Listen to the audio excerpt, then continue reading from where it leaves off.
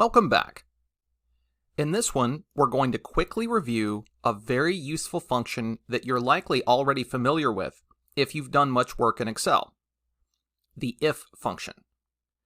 This function gives you the power to take your formulas in one of two or potentially even more directions based on logical tests we define. The basic structure of the if function is this. We feed it a logical test, most typically, but not always, a comparison between two values, and depending on whether or not this test returns a result of true, our function can return one or the other of two expressions. And by expressions, I simply mean either a value or a formula or function that returns a value. I make this distinction because both the logical test and the values that the function returns can all in turn be the output of functions themselves. All the old familiar logical tests can be used. Equals, does not equal, greater than, less than, etc. And there are also ways to strategically combine multiple logical tests in a single if function, as we'll see. Now it's worth noting that in DAX, conditional functions like if are typically, but not always, used to create calculated columns, similar to the ones we worked on in the last video. As such, that's how we'll be applying them. So without further ado, let's dive into some examples. So for our first example, I'd like to add a calculated column to our orders table here that has a 1 if the elapsed time between our order date and our ship date is less than or equal to 3 days, and a 0 if it's not. Essentially, this calculated column is going to tell us whether a given order was shipped within our SLA of 3 days or not. Now, pretty clearly, we have a logical test here, that being the elapsed time between these dates being less than or equal to 3 days, so this is an obvious application for an if function.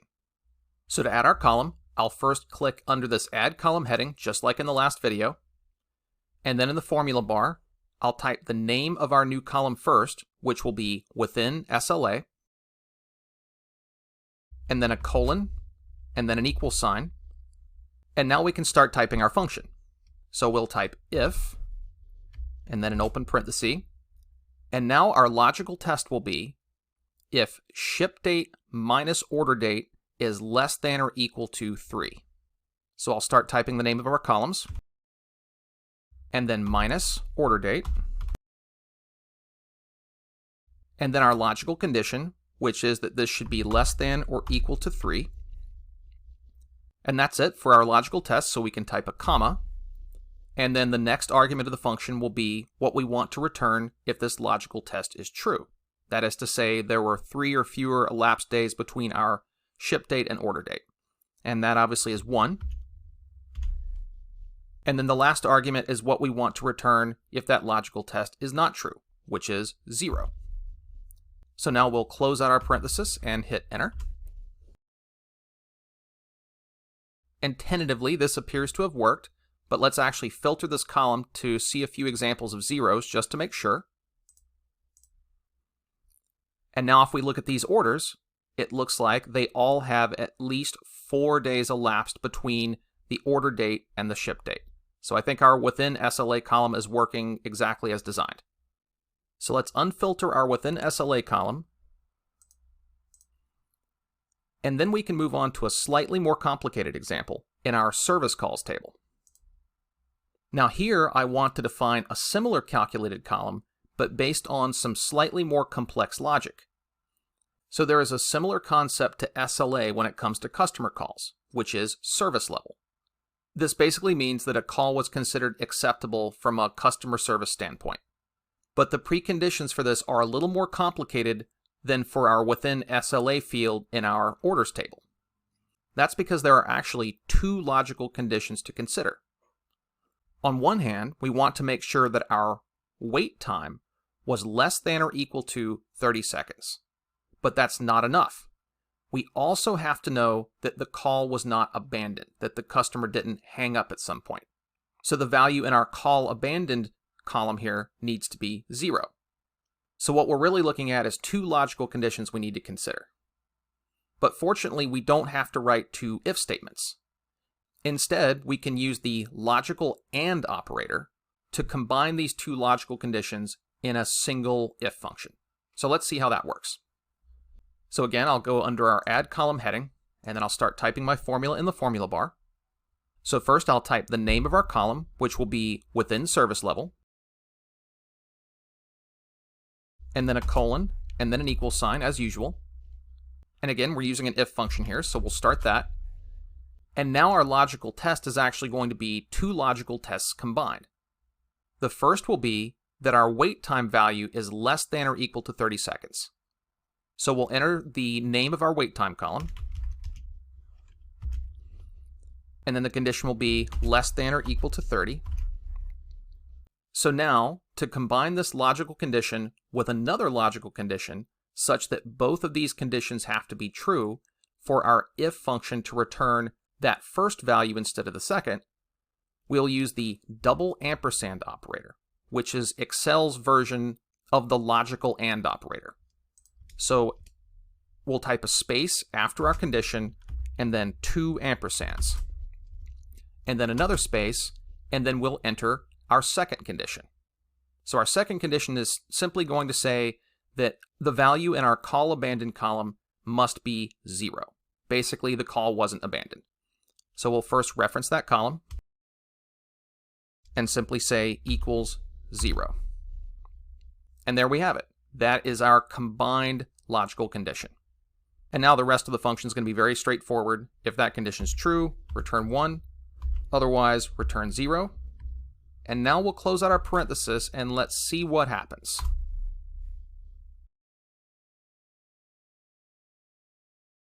And initially, we're seeing a bunch of 1s, but that's because the first several records of our table appear to all meet the criteria for that function to return a 1.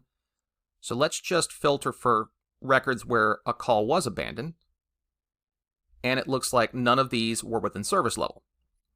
And then if we uncheck that filter, and then filter for a wait time greater than 30, so let's just randomly scroll down and select a wait time greater than 30, and it looks like none of those calls are within service level either. So again, it looks like our calculated column is doing what we expect.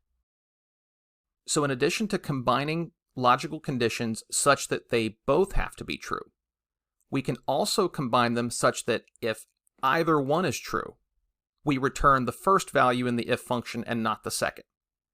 So whereas the previous scenario could be described as AND logic, this scenario is more like OR logic. If either this condition or that condition is true, return the first value, otherwise return the second. Now, it's very often the case that you can rewrite a condition that has been expressed as an AND as an OR instead. Sometimes it just makes more intuitive sense to phrase something as an OR versus an AND. So to that point, let's actually refactor our within service level calculated column to use OR logic instead of AND logic. So first, I'll actually click this Clear All Filters button on the ribbon to clear our filter from the wait time column. And then we'll click in our within service level column so we can modify that formula in the formula bar. And now if we think about how we might rework our formula to use OR logic instead of AND logic while still returning the same results, basically we just kind of need to invert our logical operators. So another way of saying that a call is within service level if the wait time is less than or equal to 30 seconds and the call isn't abandoned is to say that if the wait time is greater than 30 seconds or the call is abandoned, then the call isn't within service level.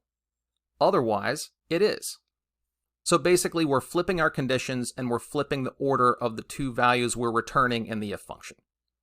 So that leaves the final question of what is the OR operator in DAX?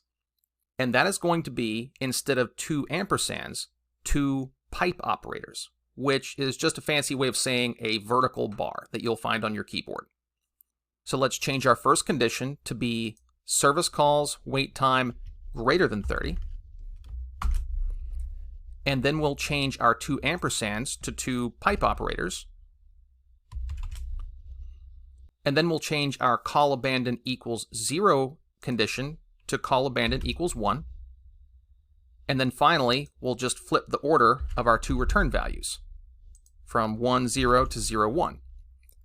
So now our formula logically reads, if wait time is greater than 30, which is a disqualifier for a call being taken within service level, or a call is abandoned, which again is a disqualifier, then we're returning 0. We're saying that call isn't within service level. But if neither of those things occurred, we make it to the second value, which is 1. So let's go ahead and hit enter. And initially it looks like this is working, but again, let's filter on call abandon equals 1 just to verify. And there we have it. It looks like our modified formula worked. So we used AND logic and OR logic to accomplish the exact same thing when creating this calculated field. So one thing I want to point out is that you're not limited to just two logical conditions when you're employing AND or OR. You can actually use as many as you want as long as you separate all of the conditions with either the double ampersand or the double pipe operator. Okay. Up next, we're going to learn all about another function that lets us apply conditional logic to our data model, but one that makes dealing with complex, multi-layered conditions far more straightforward than with a traditional if function. I'll see you then.